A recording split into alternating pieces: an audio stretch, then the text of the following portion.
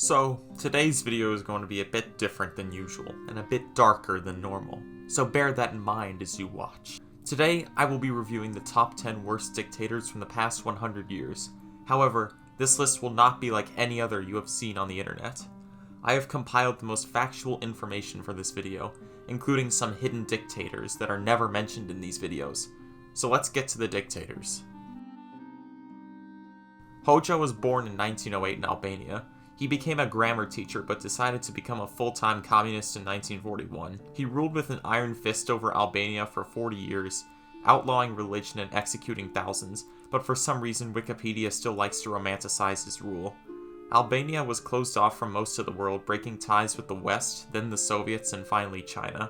It was so closed off that they found out the Berlin Wall fell long after the other communist countries did. Hoxha had a heart attack in 1973 but refused to die until 1985, executing people from his wheelchair and later his bed until his death. Amin was born in 1925 in northern Uganda. After moving up through the army ranks in the British Army, he became commander of the Ugandan army not long after they gained independence in 1962. He decided to overthrow the government in 1971 when the president wanted to arrest him for embezzlement. As ruler, he claimed to have conquered the British Empire while losing a war of conquest to Tanzania. Oh yeah, he was a pretty fucked up guy. He killed like 500,000 people in his country in rampant ethnic and political persecution. After his army fell in 1979, he fled to Libya, then Saudi Arabia, then Zaire, and back to Saudi Arabia where he died in 2003. Saddam was born in April 1937 in Iraq. Though he officially took power of the country in 1979, he had been in control for about a decade, putting his Sunni Arab allies in government positions. This guy was nuts, to say the least. He invaded Iran, which went nowhere, and then invaded Kuwait, only for the West to back them up. He also committed vicious genocides against the Shia and Kurdish populations. At least 250,000 were killed from the genocide alone, but it was probably way more. He was eventually deposed in 2003 and executed in 2006. Pol Pot was born as a rich boy in French Cambodia in 1925. He joined the Communist Party of France in the 1940s, returning to Cambodia as a school teacher.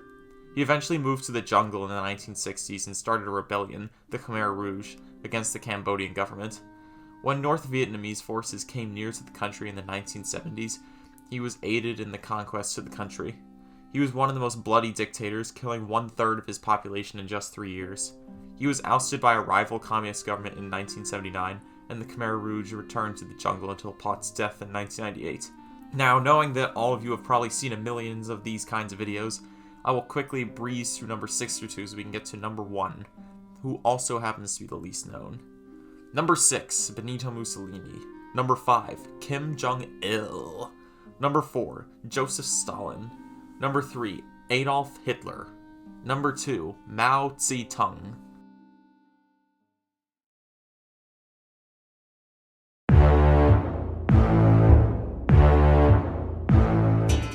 Bak was born in 2003 in the United States. The exact place and time is unknown. In 2016, he started uploading meme videos to his YouTube channel, which eventually shifted to geopolitical content. By 2025, he had 1 million subscribers and a quickly growing following. However, things would take a different turn as a group of overzealous fans in some third world country took one of his predictions too seriously, causing a major war. As a result, the United States government vowed to shut down Mad Mac to prevent any future wars like this from happening ever again. This action prompted the Mad Mac riots, a series of mass unrest across the United States and Canada by fans and other bandwagoners, starting in 2026. The government claimed to have defeated Mad Mac in the uprising in early 2027, though in reality the US brokered a secret deal with the Mac and the Mad Lads, allowing them to continue making content, but they would be exiled to the Gorno-Badakhshan region of Tajikistan, so any trouble that ensues from the videos would not be blamed on the US. The Mad Lads secretly built a large city in the mountains called Mactopia, and built a large dam to power the city. This also simultaneously destabilized Uzbekistan, as they lost 50% of their water supply from the Amu Darya River. The Mad Lads' next move was to incite a coup against the Tajik government, which could not repel this overthrow due to the industrial might of Mactopia. After control of the entire country was consolidated by early 2028, the invasion of Kyrgyzstan began, ending in its annexation by June. Another massive dam was built to block up the Naran and Sirdarya rivers, further destabilizing Uzbekistan. They declared war on Maktopia in October of 2028 after a year of no harvest, though their attempts to reclaim their water went to no avail as the Fergana Valley and Tashkent were quickly captured by Maktopia in the first month of the war. The Mad Lads made it to the remnants of the Aral Sea by December and began pushing south into Turkmenistan, conquering the country by February of 2029. Maktopia also invaded Kazakhstan in February, capturing Almaty and their western gas fields in the first month of the war. Russia decided not to intervene on Kazakhstan's side, allowing the country to fall by June of 2029. Maktopia released some of the pressure on the dams, as all of Central Asia was now under their control, and the western gas fields were an alternate power source for the capital. This was also in a play to gain loyalty from the downriver countries, which ultimately worked in their favor as the industrial methods of Maktopia increased farming output also. Global chaos ensued in the early 2030s as thousands of spontaneous assassinations in Europe and China were both blamed on Russia. However, the assassinations were carried out by Maktopian secret forces, disguised as Russian forces to destabilize the continent for future domination. The plan worked as Russia was now at war with both China and the European allies. China could not make it far past Manchuria, and the European powers were in a stalemate with Russia and Eastern Europe. Meanwhile, Maktopia invaded Russia from the south, making a push for the Arctic gas fields and to capture Russian nuclear weapon sites.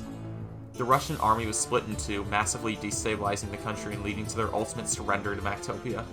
Most of Siberia was annexed, while parts of European Russia would become part of a new puppet state, promised parts of Eastern Europe if they kept the war in Europe going. Europe, severely weakened by its war with Free Russia, fell quickly to Maktopian allied forces. Mongolia, a Maktopian ally, began allowing Maktopian supply lines through the country to finish off a badly weakened China. Though nukes were threatened by both sides, Maktopia's arsenal of nearly 8,000, captured from Russia and Europe, would easily defeat China's arsenal of 200. The Chinese Communist Party fled to an unknown Pacific island after the mainland was captured. China became a vast puppet state of Maktopia, with the highest leadership positions being given to their Mongol allies. Both Koreas, Taiwan, the Caucasus, and Afghanistan were gobbled up by Maktopian allies during the Great Eurasian War also. Britain, Ireland, Iceland, and Japan were the only countries that fought in the war that were spared from being conquered. Turkey's government was overthrown in a coup in 2036 by Maktopian allies, leading to a war of conquest of nearly all Middle Eastern countries. Iran, India, and Thailand faced similar coups, and Maktopia aided their wars of conquest, giving Maktopia nearly full control of Eurasia. The remaining free countries have allied with the United States against Maktopia and are trying to contain it. However, the signs are discouraging. Most of Africa and the Malay world are trapped in civil wars against Maktopian allies and American allies, leading to a new Cold War. Rebellions aided by both sides exist in both realms, though they mostly appear at the far reaches of the empires. Mak rules over his empire with an iron fist. 8 puppet states exist in the greater Maktopian realm: Europe, Russia, Turkey, Iran, India, Siam, China, and the central state, Pakistan. Maktopia remains the capital of the realm, amassing over 20 million inhabitants and being given the honorary title of capital of the world.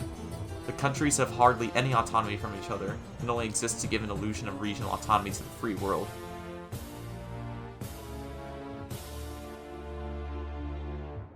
This about concludes this abnormal video. For those of you who are concerned about this one, just remember that the last one is a joke. Or is it?